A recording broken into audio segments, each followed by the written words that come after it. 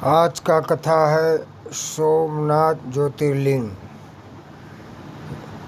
सोमनाथ ज्योतिर्लिंग का नाम सबसे पहले आता है। सोमनाथ ज्योतिर्लिंग की कथा आज सुनाएंगे। प्रजापति दक्ष ने अपनी अश्विनी आदि 27 कन्याओं का विवाह चंद्रमा के साथ किया था। चंद्रमा को स्वामी के रूप में पाकर वे दक्ष कन्याएं विशेष शोभा पाने लगी तथा चंद्रमा भी उन्हीं पत्नी के रूप में पाकर निरंतर सुशोभित होने लगे।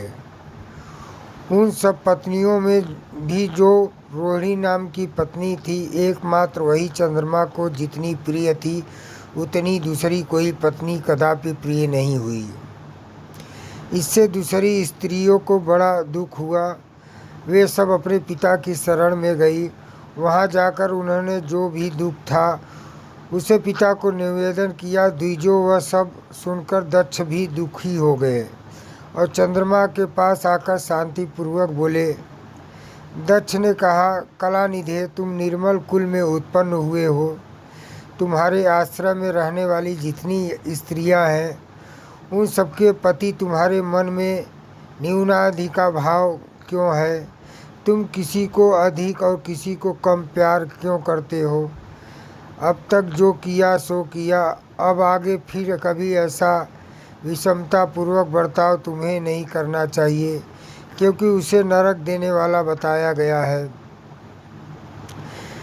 महर्षियों अपने दामाद चंद्रमा से स्वयं ऐसी प्रार्थना करके प्रजापति दक्ष घर को चले गए। उन्हें पूर्ण निश्चय हो गया था कि अब फिर आगे ऐसा नहीं होगा, पर चंद्रमा ने प्रबल भावी से विवश होकर उनकी बात नहीं मानी। वे रोहिणी में इतने आसक्त हो गए थे कि दूसरे किसी पत्नी का कभी आदर नहीं करते थे। इस बात को सुनकर दक्ष दुखी हो फिर स्वयं आकर चंद्रमा को उत्तम नीति से समझाने तथा न्यायोचित बर्ताव के लिए प्रार्थना करने लगे। दक्ष बोले, चंद्रमा सुनो, मैं पहले अनेक बार तुमसे प्रार्थना कर चुका हूँ, फिर भी तुमने मेरी बात नहीं मानी, इसलिए आज साफ देता हूँ, तुम्हें क्षय का रोग हो जाएगा। दक्ष के इतना कहते ही क्षण भर में चंद्रमा क्षय रोग से ग्रस्त हो गए। उनके क्षीण होते ही उस समय सब ओर महा हाहाकार मच गया। सब देवता और ऋषि कहने लगे कि हाय हाय, अब क्या करना चाहिए? चंद्रमा कैसे ठीक होंगे? इस प्रकार दुख में पकड़कर वे सब लोग परेशान हो गए। चंद्रमा ने इंद्र आदि सब देवताओं तथा ऋषियों को अपनी अवस्था सूचित की। तब इंद्र आदि देवता तथा वशिष्ठ आदि ऋषि ब्रह्मा जी के शरण में गए। उनकी बात सुनकर ब्रह्मा जी ने कहा, देवताओं, जो हुआ सो हुआ, अब वह निश्चय ही पलट नहीं सकता, अतः उसके निवारण के लिए मैं तुम्हें एक उत्तम उपाय बताता हूँ, आदर पूर्वक सुनो।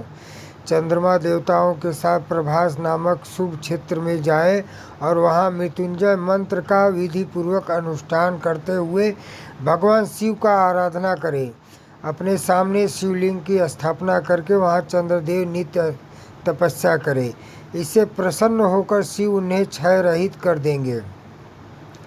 तब देवताओं तथा ऋषियों के कहने से ब्रह्मा जी की आज्ञा के अनुसार चंद्रमा ने वहाँ 6 महीने तक निरंतर तपस्या की। मृत्युंजय मंत्र से भगवान वृषभध्वज पूजन किया। 10 करोड़ मंत्र का जाप और मृत्युंजय का ध्यान करते हुए चंद्रमा व स्थिर चित होकर लगातार खड़े रहे। उन्हें तपस्या करते देख भक्त वत्सल भगवान शंकर प्रसन्न हो उनके सामने प्रकट हो गए और अपने भक्त चंद्रमा से बोले। शंकर जी ने कहा, चंद्रदेव, तुम्हारा कल्याण हो। तुम्हारे मन में जो अभिष्ट हो वह वर मांगो, मैं प्रसन्न हूँ, तुम्हें संपूर्ण उत्तम व प्रदान करूँगा। चंद्रमा बोले, देवेश्वर, यदि आप प्रसन्न हैं तो मेरे लिए क्या असाध्य हो सकता है।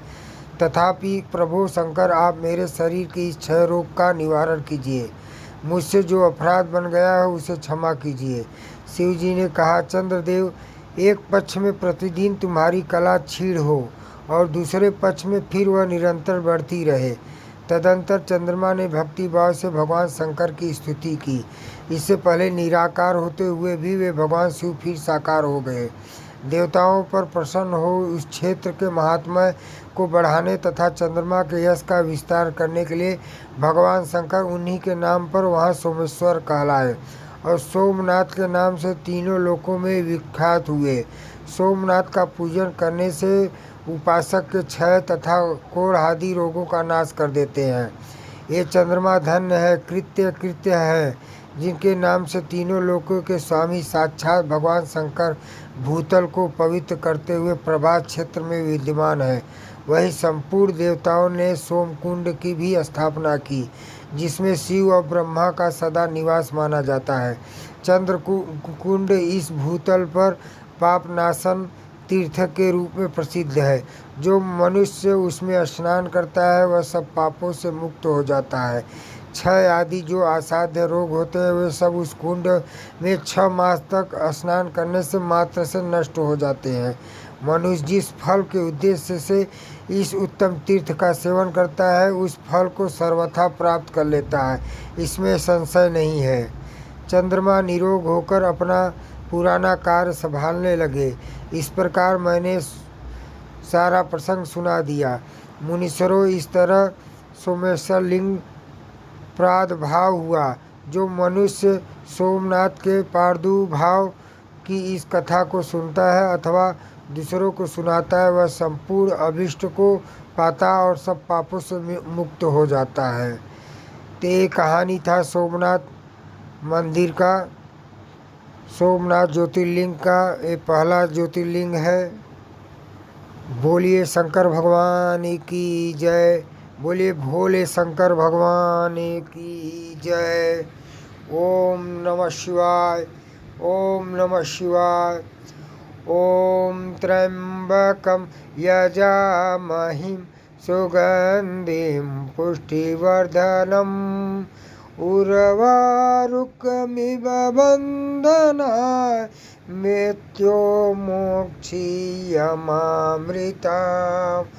ओम नमः शिवाय, ओम नमः शिवाय, ओम नमः शिवाय, ओम नमः शिवाय, ओम नमः शिवाय, ओम नमः शिवाय, ओम नमः शिवाय, ओम नमः शिवाय, ओम नमः शिवाय, ओम नमः शिवाय, ओम नमः शिवाय, ओम नमः शिवाय, ओम नमः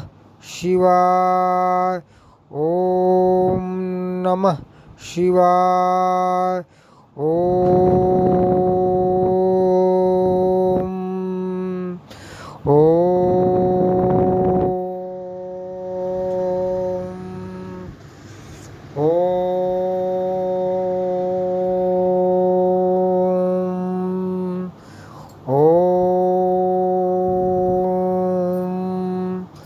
ओम नमः शिवाय, ओम नमः शिवाय, ओम नमः शिवाय।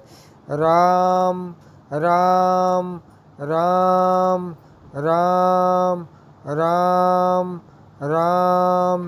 इस मंत्र से भोलेनाथ बहुत प्रसन्न होते हैं। राम राम राम राम राम राम राम।